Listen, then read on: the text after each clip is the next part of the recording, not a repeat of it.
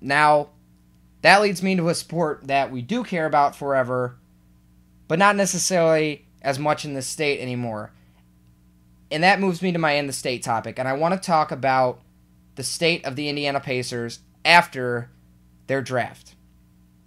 Now, the Pacers didn't make the trade that I predicted. They didn't trade for a point guard, and Epe Udoh, who I thought would have been the pick to make, did not fall. However, I'm going to look back on this now in a different way. Now, the Pacers wouldn't be title contenders anytime soon, regardless of what move they would have made. Especially with this whole Bosh LeBron rumor, they wouldn't even be a Central Division champion type team.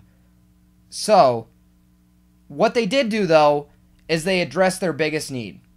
And you say, Adam, they didn't get a point guard. They didn't get an athletic big. No, they didn't get either one of those things. Let me put this into perspective, though. We in Indiana love the Colts. We love Peyton Manning. We love the rest of the team. The Colts are big. What do the Colts do in the draft every year? They draft the best player available. Last year they got Donald Brown. We had a die and we were all like, why would we do that? Then Donald Brown shows up and he's awesome. This year we've got Jerry Hughes coming in. I expect him to be awesome. But we have Dwight Freeney and we have Robert Mathis. So why get him? Because that's drafting the best player available. This is the strategy the Pacers used this year, and it is a great one. The Pacers announced that they drafted Paul George from Fresno State, and I was just hoping when they made that selection that they wouldn't trade this guy. But why would I be so mad if they traded Paul George? I'll tell you why. Go on YouTube, look up Paul George, and you tell me that you don't think that this kid is going to be any good. Listen, I know no one knows about him. It's because he played at Fresno State, let's be realistic. But guys like me, who take 3 weeks of time to analyze mock drafts, to look at these prospects who are going to be making an impact in the league possibly, know who this kid is, and a lot of us, a lot of people who follow NBA basketball closely and who have watched any film about this guy think that this guy has talent. One NBA GM who was kept anonymous in the Yahoo article written about George said that he thinks that George will be the best player to come out of this draft if he puts it all together. Yes, he said the best player in this draft, completely putting him above John Wall, Evan Turner, and Derek Favors, and Boogie Cousins, DeMarcus as he's known to other people. But Boogie's his nickname for people who follow Kentucky basketball. Yes, Paul George could be that good. He could end up being the next Kevin Durant or Tracy McGrady. His upside is insane. I mean, this guy makes dunking look like Joe Buck makes talking. It's just that easy for him. Now his handles need some work. He has to learn how to be more effective when passing the ball.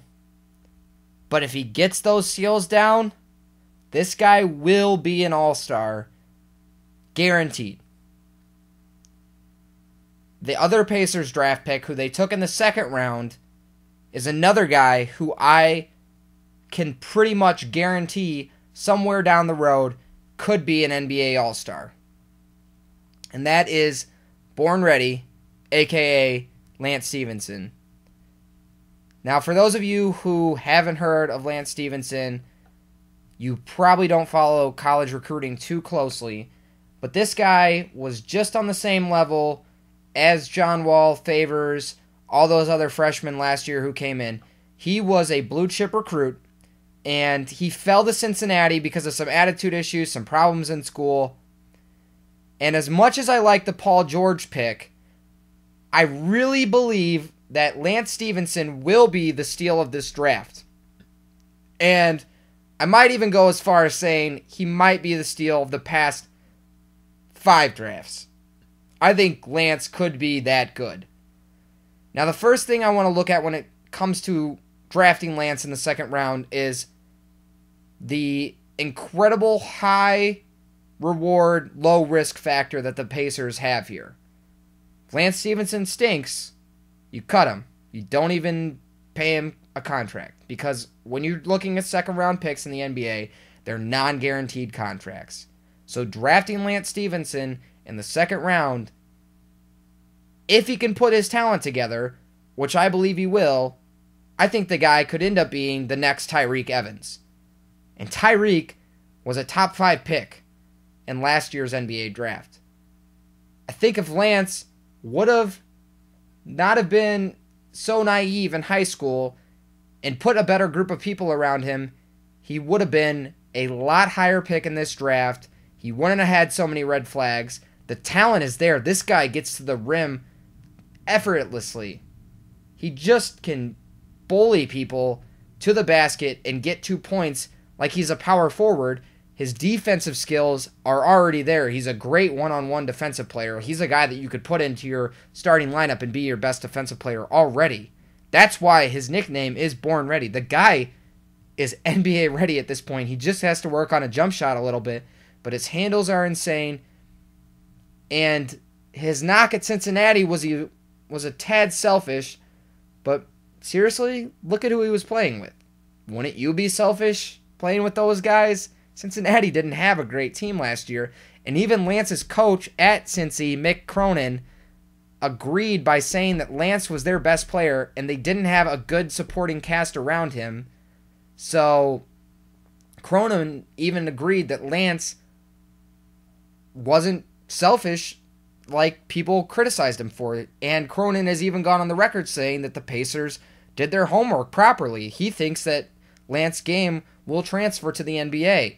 And I do as well. You know, I could keep gushing about both these guys. I think both guys will be stud players. But when it comes down to it, and I would give the Pacers an A for this draft simply from the fact that they actually went out and drafted for potential like they haven't done in the past. Last year, they made the safe pick with Tyler Hansbrough, and it kind of backfired on them because Hansbrough got hurt. Now they're swinging for the fences, and if either one of these guys ends up being good, that's great for the Pacers. But the problem is they don't have depth at positions that they still need it at. They have a point guard who thinks he's Allen Iverson and TJ Ford, and he'll never be that good. And they have Troy Murphy, who wishes he was Dirk Nowitzki every day of the year. But he's not. They don't have a good enough starting power forward or starting point guard. They need to start shopping around with what assets they have, because even when Ford, Murphy, and Mike Dunleavy fall off the book next year, no free agent is going to want to go to Indiana. However, you can trade these expiring contracts and bring in good pieces. You could maybe throw out an offer of Rush, Murphy, and Ford to New Orleans for Emeka Okafor and Darren Collison that, gets rid of Collison from their book, gets rid of Okafor, who has a huge contract, and brings in the Pacers a good power forward and a player who I believe will be one of the best point guards in the league in 3 years. So you get your young point guard. And there is even a rumor out there right now that George Hill was offered before the draft for Brandon Rush straight up. Now, I don't know why Larry Bird didn't sign the dotted line. He likes Rush a little bit more than most people do. But now that he has all this depth at the shooting guard, small forward position, that makes Rush more tradable. So you can throw him in more deals and not have to worry about it as much. The Pacers are in a lot better shape now to make trade offers now that Rush is expendable than they were before the draft.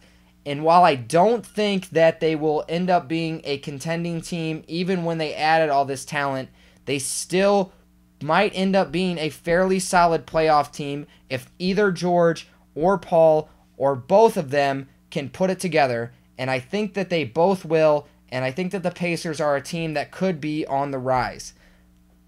Unfortunately, I don't have a whole lot else to talk about. I know that was a lot of Pacers talk, and I'm sorry about that because I know that the team's just not that good and they probably don't deserve that much attention. But honestly, I believe in a year we're going to sit here and we're going to talk about this draft, and Pacers fans will be happy with the results in the end. That's all I've got for today. Hope you guys enjoyed. I did not get struck with lightning, but I can't promise that will happen in the future because the weather this summer has been insane in Indiana. It's been a storm about every other day. But follow me on Twitter so you guys can get as much of me as you want. It's Shear Sport Cuts on Twitter. Again, I'm going to put that in the video so you can see that. Give me a follow on there. Keep listening. Thanks for your time, guys, and I hope you have a good one.